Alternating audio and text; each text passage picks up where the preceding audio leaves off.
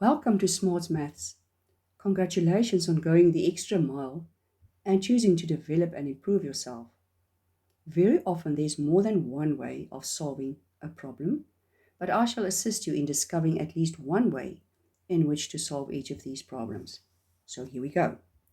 Number one is called extended notation with a twist. Normally, extended notation is asked in one way, so this one has a little bit of a twist to it. Which number is represented by 19 times 10,000? 19 multiplied by 10,000 equals 190,000. We write it neatly in columns. Secondly, 155 tens is calculated by multiplying 155 by 10. That equals 1,550. Thirdly, the fifth multiple of 25.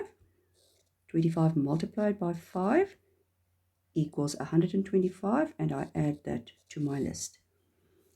Next one is a half times 5,500. 5,500 must then be divided by 2 to find the value of the half, and that equals 2,750. The next one is the sum of the first four prime numbers. Our first four prime numbers are 2, 3, 5, and 7. The sum means I add them together, and the total is 17. Lastly, I must add 136,000, which I must add neatly to my columns. The only thing left to do is to add these numbers correctly. So here we go. 5 times 7 is 12. Write the 2, carry 1. 5 plus 1 is 6, 8, 13, 14. Write the 4, carry 1. 1 plus 5 is 6, 7 plus 7, 14. Carry 1. 2 plus 2 is 4, plus 6 is 10. Write 0, carry 1. 9 plus 1 is 10, plus 3 is 13. Write 3, carry 1, and that totals 3. So there's our final answer, 330,442, and I'm pretty sure that you would have achieved getting that one right. Number 2. Number 2 is a number pattern in a table. For input 1, the output is 1. For input 2, the output is 4. For input 3, the output is 9. Normally, we would go to the outputs and see if we could find a constant difference. So from 1 to 4, 3 is added. From 4 to 9, 5 is added. And I presume if this carries on, it will be add 7, add 9. So that's one way of seeing it. But if you get to a very large input, you might struggle to get the output. So we have to find another rule. Look at it like this. If I multiply input 1 by itself, the output is 1. If I multiply input 2 by itself, the output is 4. If I multiply input 3 by itself, the output is 9. In this case, I can now see that if I multiply the input by itself, I get the output. And the way that we explain this specific number pattern in grade 6 is to say that these are square numbers. So if you have to write down a rule for this specific pattern, it would be sufficient to say it's a pattern of square numbers. Now let's move on and solve number A. For A, the input is not given, but the output is 36. So if I look at my rule, I must ask myself which number was multiplied by itself to get 36, and that is 6. B, input 7 must be multiplied by itself. 7 multiplied by 7 equals 49. And for number C, input 11 must be multiplied by itself, which adds up to 121. I hope that you've learned something in this pattern, because I am quite convinced that somewhere in grade 6, somewhere this year, you will meet that specific pattern. Let's move on to number 3. Number 3 is a word problem. Word problems are not really problems. It's just a few calculations hidden amongst a lot of words. I like to write down every bit of information that I can find in the sum. It says, at a local restaurant, a cup of coffee costs R8.50. There you go. And a cupcake is R6.50. So that's my coffee and that's my cupcake. Now, a group of people go into the cafe and each person has 1 cup of coffee and 2 cupcakes. So if that's the price of 1 cupcake and I multiply it by 2, the total of 2 cupcakes is R13.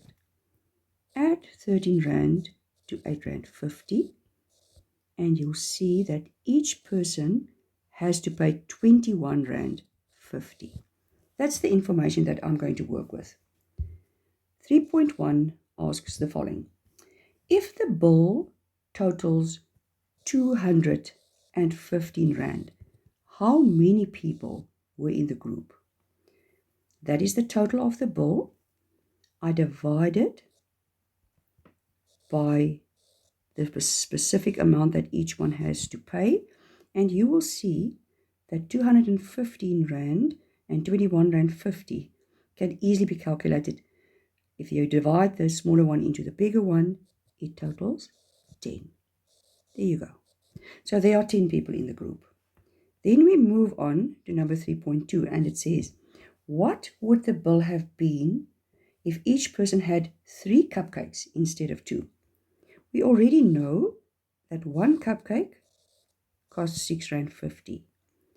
If I multiply that by 3, it equals R19.50.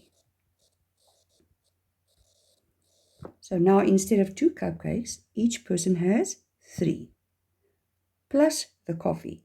So now we start my calculation once again. Coffee is R8.50, 3 cupcakes equals R19.50, and each person has to pay a total of R28.